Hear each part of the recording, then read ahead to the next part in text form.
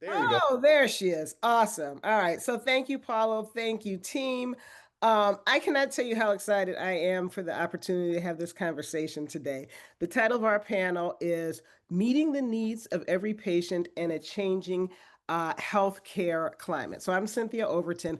I am joined by just two phenomenal people, very down to earth, very knowledgeable, experts in their areas. We've got Dr. Taylor, who is a surgeon and a healthcare administrator. We've also got Allie Ingersoll, who is a global speaker and author, a corporate consultant, and an advocate who specializes in health equity. I'm going to ask them to introduce themselves in just a minute, but I want to just kind of tell you a little bit about the conversation that we're going to have. So, a lot of times when we think about workplace inclusion, we have this image of like going to an office building, right?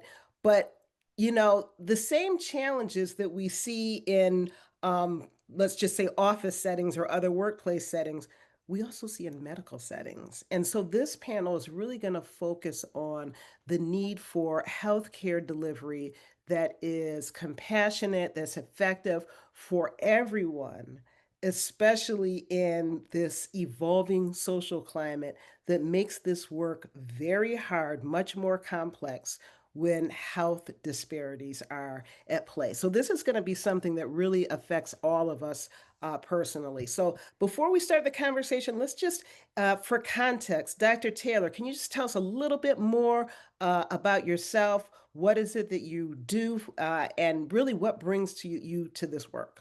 Yeah, thank you so much. It's an honor to be here. I am so glad you can see me and hear me. I am in my 13th year of practice as an orthopedic surgeon. Specifically, I do hand, wrist, and elbow surgery. I'm in an academic medical center. I love it. I love my job, love my career. For about 7 years of my practice, I spent that time leading the orthopedic service at my hospital.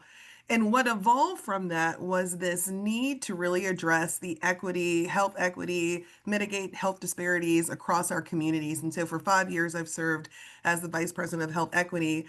One last thing, Paola, I love that you mentioned attention to the business aspect of this subject matter. I'm actually currently in DC at a Goldman Sachs 10K Small Business Owner Summit, and the amount of attention to the undergirding of healthcare to keep people healthy and productive in the workforce ties perfectly into the discussion today. And so those are some of the things that I do, and I founded also Dynamize Health, and I'm just so grateful to be here.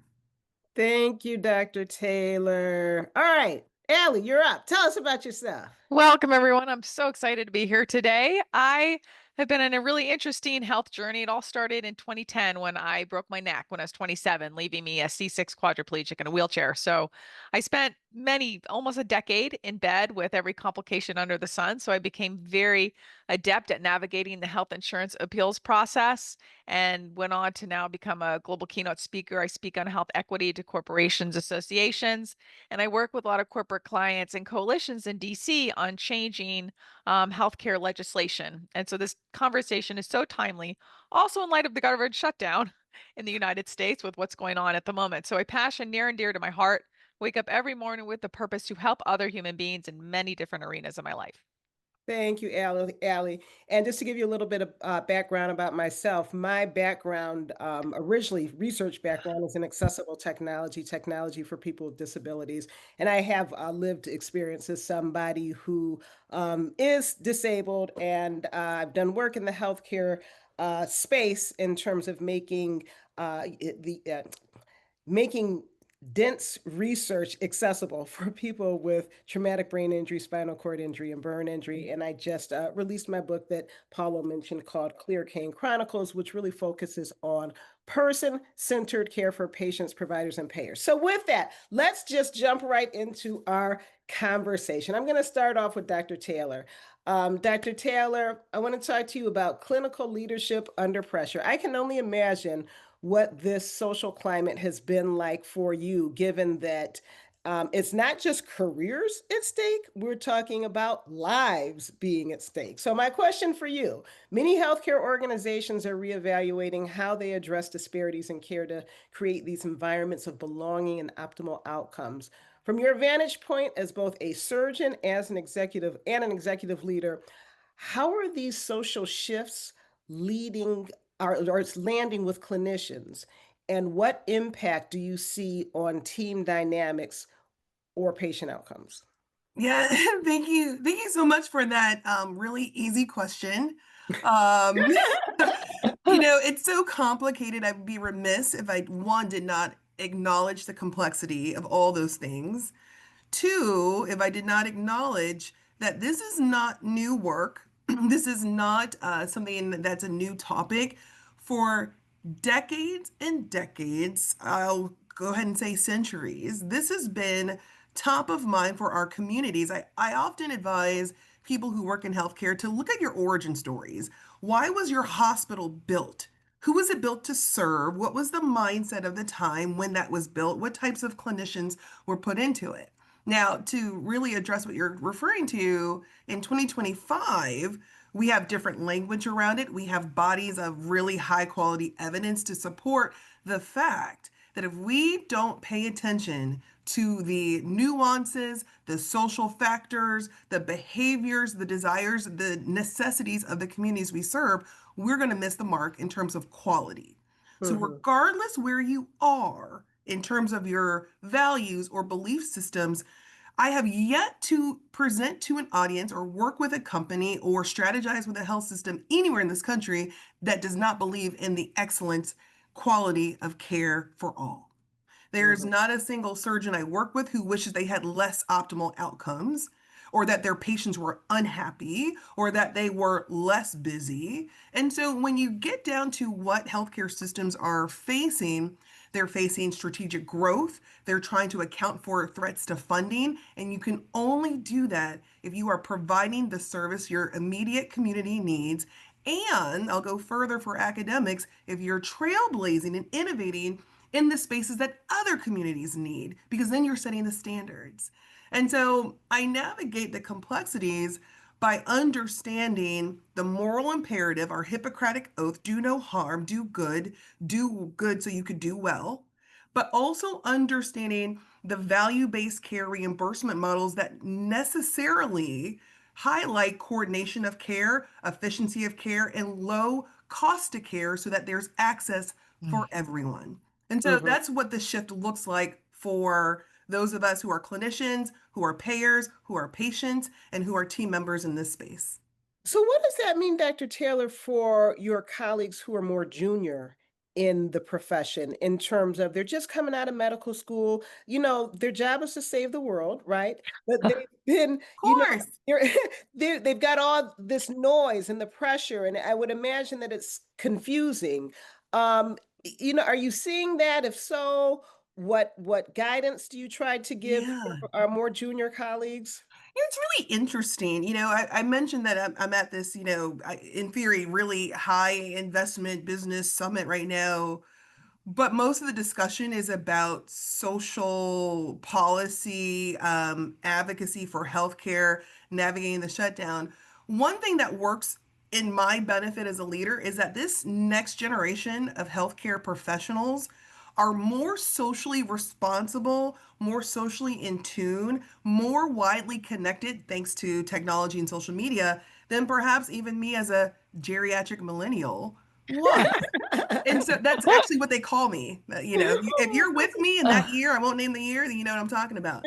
But it's this idea that corporations, particularly healthcare systems, medical schools, can no longer have a mission of we just provide high volume, high revenue care. That's not Mhm, acceptable. No matter what a younger physician feels, believes, needs, or wants, they want to know what you believe in. What is mm, your value system? What was this institution built on? What are we doing for the communities?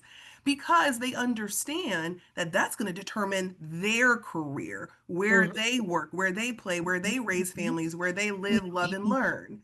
And mhm. so that's really why I have optimism. However, comma, That means us who are teaching have a responsibility to understand that, so we teach them correctly, so that we Mm-hmm. expose them to the wonders of medicine, but also the realities of medicine, and Mm-hmm. let them decide what part they would like to play. Mm-hmm. You know, Cynthia, I'm going to piggyback off Erica for just a second in that I teach at Leadership College here in North Carolina and at the Medical Society, and we have a lot of young new doctors and older physicians as well. And I teach on patient care advocacy and patient-centric care, and I get the most interesting questions from the younger newbies who are in med school or in their residencies about how do we best connect with the patient. So I have hope for the future. I have to in my situation. But yeah, Dr. Taylor is absolutely right that it has to come from, I'm not going to name our age, but it has to come from the top down for the support. Right, right, right.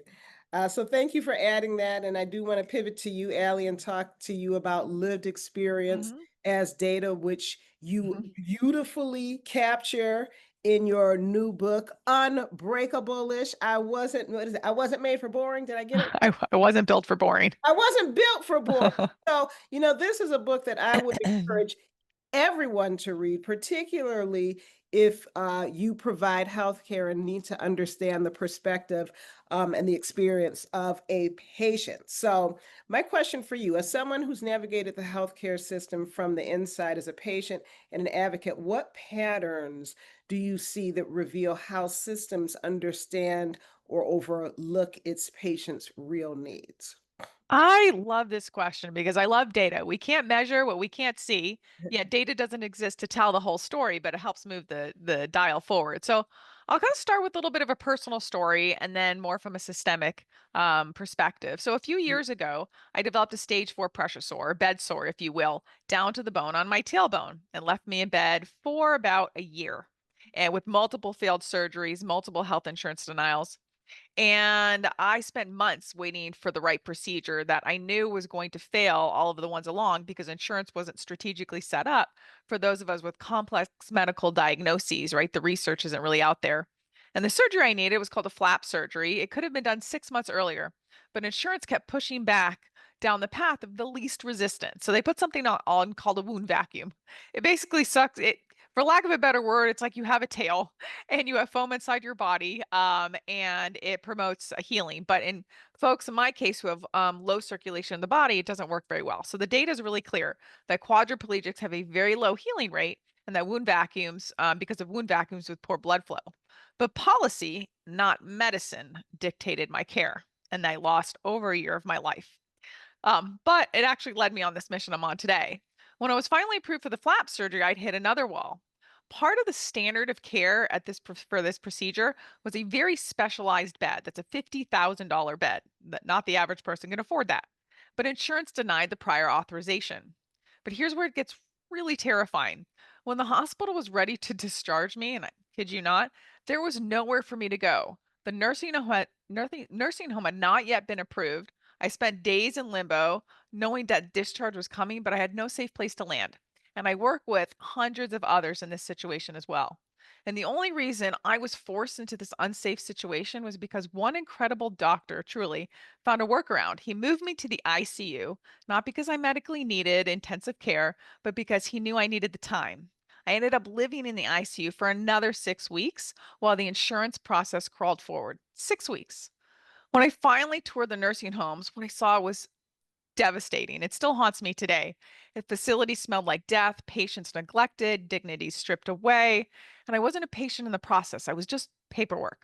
And for context, this isn't rare. So the Kaiser Family Foundation does a report each year, and this is specifically for the healthcare market insurance places.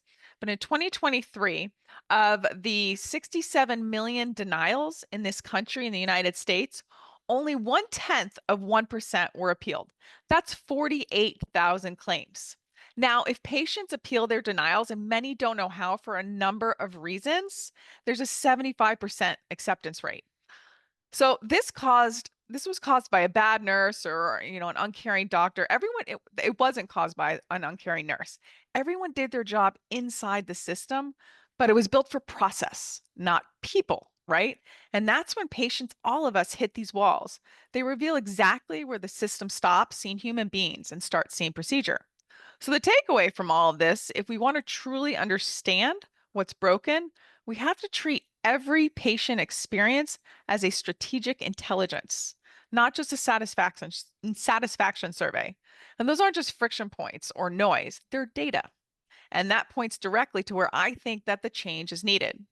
Now, from I'm kind of a neuroscience nerd, and I like to marry neuroscience with dark humor for everything I do in life to help people move forward professionally and personally, especially in the health equity space. But when patients feel unheard, the brain's threat response kicks in, right? So trust erodes, stress spikes, collaboration breaks down. This isn't just emotional, it's actually physiological. So the more stressed out patients are, the sicker they're going to get. We know this, but we just emotionally get it, but intellectually, we don't connect the dots. Mhm, mhm. So a couple things. First of all, I just want to draw the panelists' attention to the questions in the chat. I've got questions, but I think this is a very interesting question also. So we're going to take a look at that. But just to revisit what Allie mentioned about the denials, yes, as patients, as consumers, as members of these insurance companies, we've got to really be vigilant about pushing back when we see these denials. Sometimes these denials are based on incorrect codes. Yes, Um, all the time. your address is wrong. They spelt your name wrong. Has nothing to do with you or your condition. So all you see is denial when really it's just paperwork. And as Allie, beautifully stated, these, decisions are being made and lives are at stake. She lost, so much time, and we're talking about clerical errors. So with that, I'm going to pivot team because our let's see. We've got a question here in the chat that says, "Thank you for your work." The question, as a current member of the APA's Health Equity and Ad Hoc Committee, I'm curious, what do you see as the key ramifications of AI and emerging technologies on healthcare? Mental health, nursing, claims, others. Okay, so I'm going to also expand that to ask you about the benefits too. So can you just kind of take us through your thoughts on both areas? Yeah, no, absolutely. I just actually presented to another institution on this last week and also this morning at the crack of dawn. And you'll see a lot of summits and conferences pop up about AI in healthcare. What I would caution is that unlike other hot button topics, this one's here to stay. This is not a trend. This is an evolution of what we've been doing for years, which is leveraging technology to allow us to provide more efficient and more widespread care. Fun fact about me, I went to a science and tech high school and I had two options for a career. I was either going to become an orthopedic surgeon, so I'm like 14 years old, or I was going to go this other route and do a project on something that I thought would never take off. It was this idea of telehealth. I was like, that's not going anywhere. You have to remember, this is the late 1990s, that's all I'll say. But, this idea that when would this ever cross over into medicine? And so here we are today. And the way that I think of AI in healthcare and how it's being used in my facilities and others is to take something that could be considered a low risk or zero risk task that does not require any type of advanced education and automate it. I'll give you a few examples. One is if you can't remember what date or time or location your appointment is going to be, do you need to call a hotline for that and stay on hold for 20 minutes, or can there be some other way we can get you that information? I'll give you another example. Language accessibility. Is there a way we can get the same information to someone who views, interprets language differently without hiring 5 additional people to do that? Can that talent be used in a different place that does require human to human interaction? And so there's all these systems developed. There's a lot of really great startups and established companies. I think for the topic of today, the most important way AI can be leveraged that's positive is by looking at our patient base, their social drivers of health, and matching them in a very systematic, automated, quick way to the community-based organization that has the resources and the capacity warranted in that moment. what I have found is over time, I will go to a clinic or system and I'll say, "What do you do for patients who need help with food security?" And they'll whip out this printed out list or handwritten that has not been updated in about 5 years. Some of those organizations don't even exist anymore, but it takes someone who cares to do the list again. Why can we not use an algorithm that makes sense to the patient to make that more natural of a process embedded in the electronic medical records? Now, what are the dangers to address the question? Garbage in is garbage out. Let's remember that. Let's also remember that a lot of those who are leading the technological movement may not have a very well-versed idea of these nuances called social drivers of health or diversity in care or inclusivity in medical systems that we're talking about today. So, for example, if I wanted to create a graphic of a surgeon that had my likeness helping patients, I have to be so specific. It takes at least 3 iterations. No, no, no, no.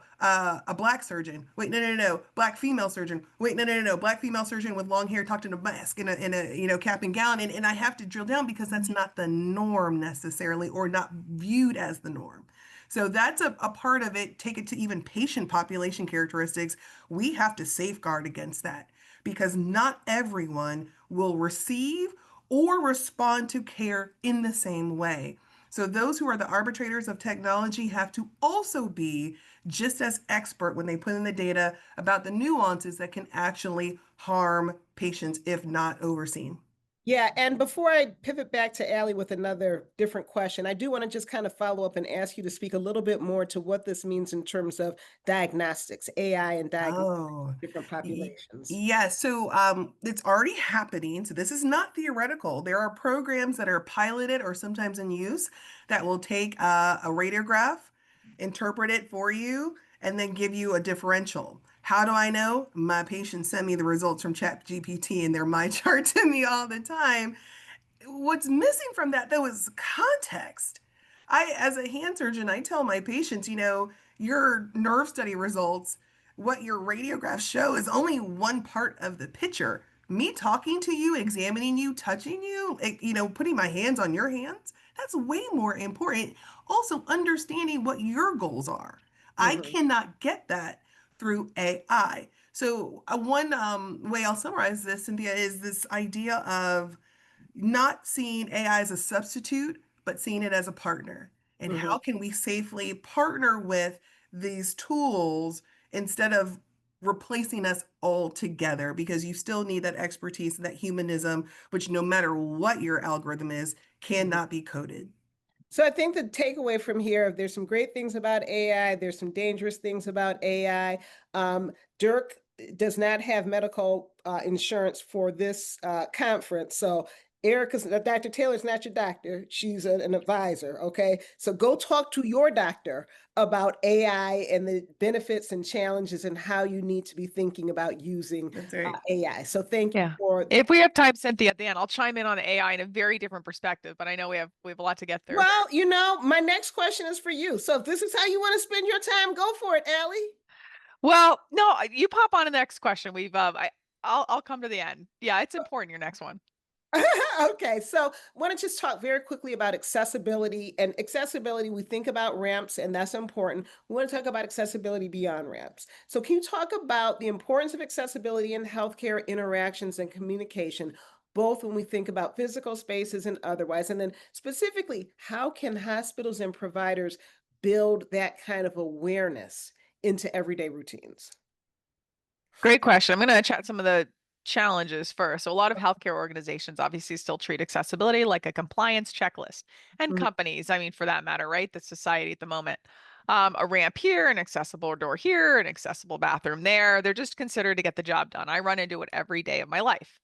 But accessibility obviously is not just a physical infrastructure, it's how a system sees and includes patients and everyday interactions, right? This concept of belonging, that is in Paulo's book as well. One example, when I went to the OBGYN appointment, the office was technically accessible. It had an accessible exam table, which by the way is rare. I've heard from 100 women around the country that often tables, if you're in a manual wheelchair and I'm in a power wheelchair, they are too high and they can't get on the table. The challenge was that the frontline staff had never been trained to use it or to work with patients like myself. They assumed accessibility just meant I could get in the room, right? Now, I'm the kind of person where I educate everywhere I go. The ruder you are to me, the more pleasantly persistent I will become, just so you are a little bit nicer and a little bit more understanding, hopefully, of the next patient coming in the room. So the problem wasn't equipment, the problem was mindset, right? Because in that moment, I wasn't being seen as part of a standard patient flow, call it, right? I was treated as an exception that required extra effort. I'm always extra effort. They even have a little bracelet for me. And that's where trust breaks down for a lot of patients. I'm just incredibly tenacious and I refuse to give up. It's the same dynamic with patient portals that don't work for screen readers, appointment systems that don't accommodate caregivers, or staff that have been trained in adaptive communication styles, right? Those are definitely not oversights. They're friction points that tell disabled patients they weren't designed for, right? They were designed about, and they did not have a say in the conversation. In the bridge, there is that true accessibility isn't a ramp. It's a mindset. It's not just about the blind, the deaf, the visible disabilities. 80% of disabilities in this world, of the 1 billion people, are invisible and you can't see them, non apparent. And I'm not talking about someone who may have been born with autism. I'm talking about someone who just moves, thinks, senses, or communicates differently, right? That's a mindset. It's about anticipating the barriers before they show up to the ER doors. And I work with a lot of organizations and companies on this and even designing their products. So accessibility shouldn't live in a policy binder, right? It should live in daily practice. We know this, but we actually have to do it. A simple high impact step, as an example, accessibility walkthroughs in digital and in real time with real patients.